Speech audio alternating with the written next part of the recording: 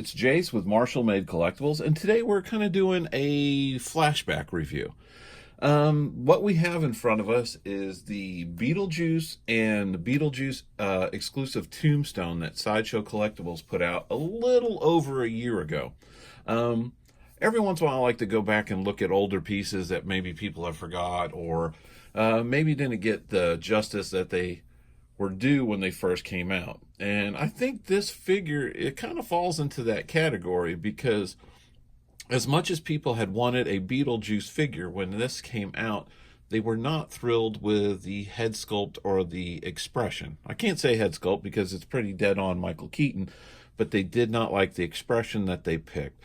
So what I would like to do is just go back and revisit this piece and see what we think about it now a year later.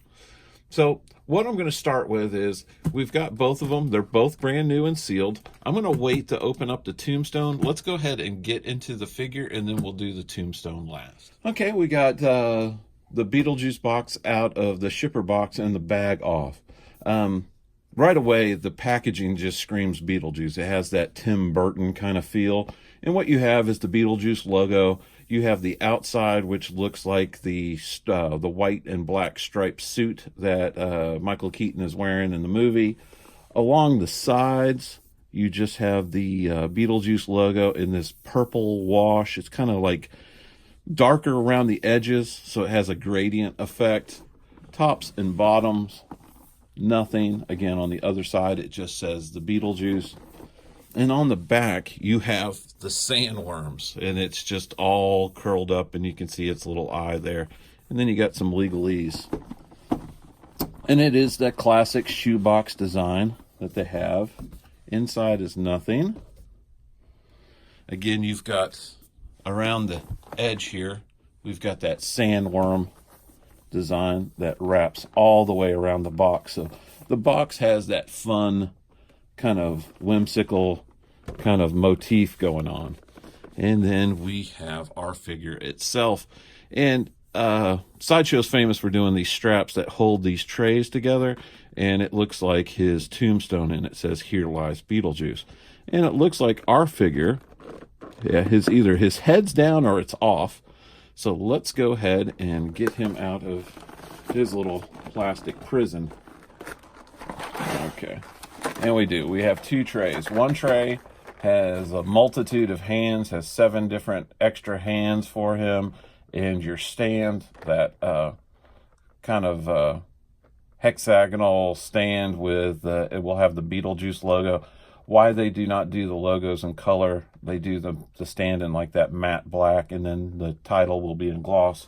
And then in this one, we have the figure who's sporting 2 hands, but then we have another 2 hands up above, which is kind of nice because overall you get, 7, 8, 9, 10, 11 different hands for your figure for different posing. And of course, he's wearing that iconic suit. So what I'm going to do is we're going to go ahead, we'll look at these bottom accessories real quick first, and I'll bring them into focus.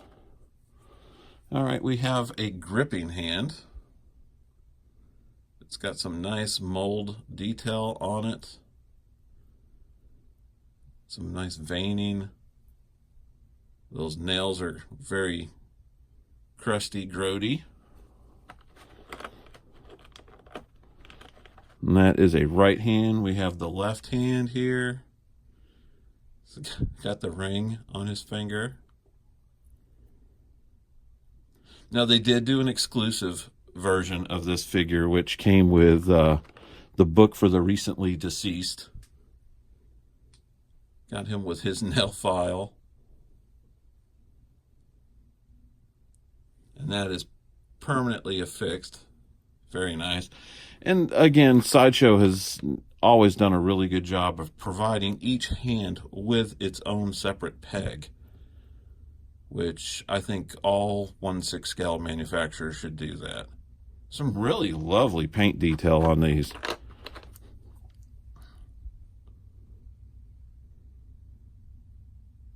And I know that was another kind of catch on this figure when it first came out, is that he didn't have a lot of accessories.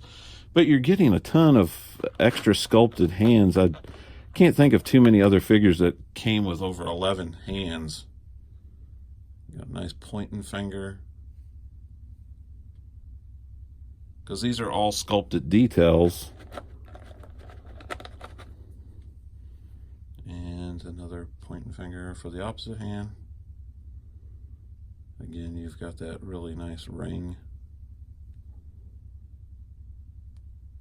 And it actually does look like a ring. A lot of times when you see sculpted rings on a sculpt, they don't look legitimate. That looks decent. And then we have the stand, which, I mean, I like their stands. I really just wish they would go the extra mile and instead of doing this, because I mean, this is what they call a tampo, where they put that on and do that gloss. It'd be nothing for them to do that in red and have it where it really stands out. Basic stand. And then we have our basic little crotch cradle. We have like an open gesture hand.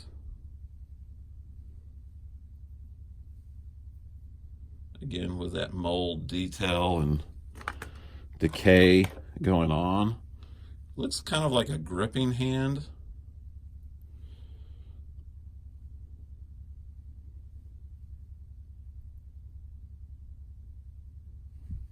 Very nice. And then we have the figure itself, and yeah, the head is off its peg. Which, you know what, that's going to kind of work for us, because what I'll do is I'll bring the head up close. And I know people do not like this expression, but I do not have the same problems as other people with this. I think it is dead on Keaton. And he just has that goofy look on his face. I know a lot of people would rather him have that kind of a scowl look or what have you. But I think it looks like Beetlejuice. You've got that nice mold detail that's growing, like moss is growing on his face, down in his hairline. The eyes are gorgeous. And you can see with that, this camera is picking up, you can see the individual pores that are on the skin. The paint detail is beautiful. The eyes are just crazy, and you've got his teeth there. Now, this is a two-part sculpt. You have the head here, and the hair is actually a second piece. But that seam line, you can kind of see it there, but it is extremely well hidden in the sculpt. And the hair is just nuts. It's done really well. There's multiple shades of green in there. Just gorgeous looking. But yeah, that screams Beetlejuice to me. And when we look at the body, we'll start at the bottom. We'll look at his boots. Now, his boots are hard goods, meaning they're rubber. They're not soft. They're not going to give you much posing. There's a little bit of an ankle pivot, not much, but really nice detail. Dirty boots. Laces are sculpted. You have the eyelets there. The suit itself is really nicely tailored. He does have some padding in him to give him that Beetlejuice bulge. So he's not super thin. The tie has the little, I don't know if yeah, it's picking it up. You've got the little tiny, like, clips or stones or whatever little highlighted detail in there within the tie. The shirt actually has little buttons on there. Again, with your striped suit. You've got your extra hands. These are open hands. Again, with the detail and the mossing detail. And look, even the neck on him. Let's see if that, yeah, that is a second piece. The neck even has the mold and wrought detail on it, which is a nice extra added detail. So it doesn't, like his sculpt and that paint motif and like the makeup motif of the actual figure doesn't stop at the neck. It continues down to create the illusion that his whole body is like that. Little Beetlejuice ass action for all the ladies watching. There you go.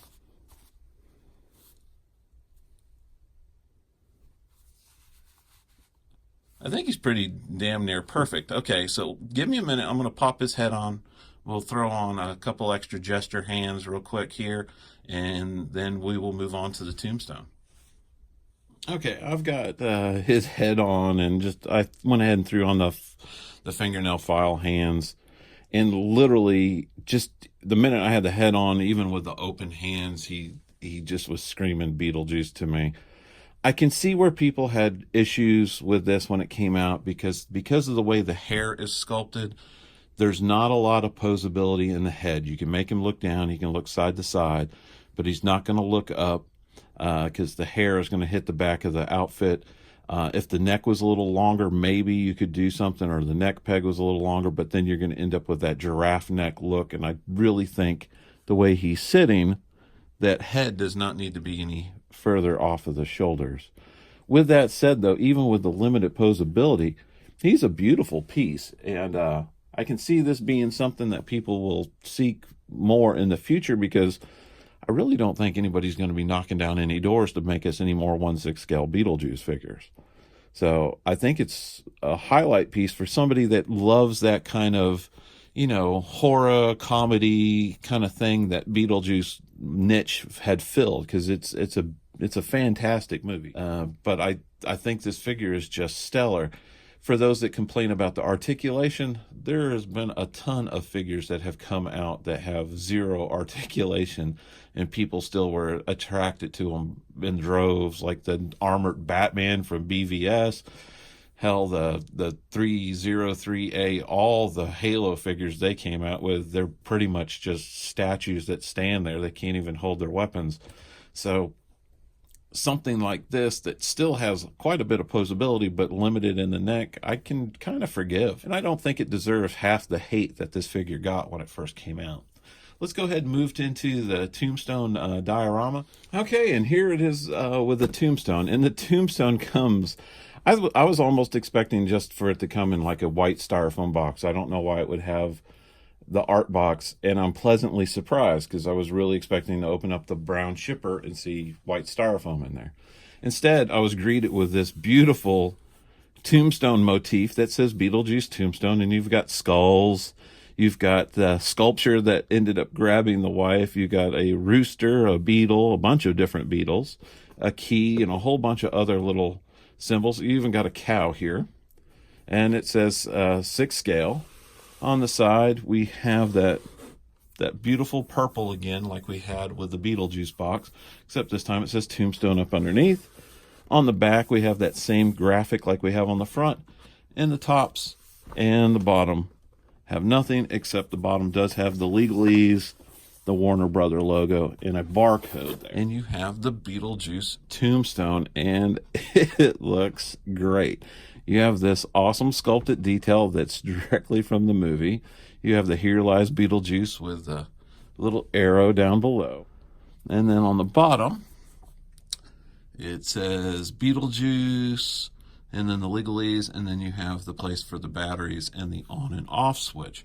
So let's go ahead and put some batteries in and see how this works. All right, we have the batteries in, and then you just flip the switch, and lo and behold, it glows. Let me kill my lights for a second and see how much. Oh, yeah.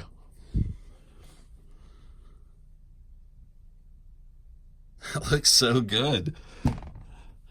And I am not one. I'll be the first to admit, I've said it before, I am not into the light up gimmicks. I do not care for them that much. But this kind of fits in because it was in the movie. So I kind of really dig that. Of course, I'm not going to have it on all the time, and I'll probably have it like this most of the time. But it is kind of cool that it does do that. Anyway, I really do like this piece. I think when it first came out, I think it was in a price point of like $125. I know a lot of people think that was kind of expensive, but it is polystone. I really love it. I think it goes great with a figure, almost like needs to have something with it because he doesn't have a lot of accessories. So they look stellar together. If you give me a minute, what I'm going to do is I'm going to have some HD photos here at the end of this review. Thank you for watching. If you're a new subscriber, thanks for joining us. If you're not, go ahead and hit that like and subscribe button and hit that bell icon so you can get all our new content that we've been trying to upload every week. Anyway, again, this is Jace from Marshall Made Collectibles. Thank you for watching. Take care.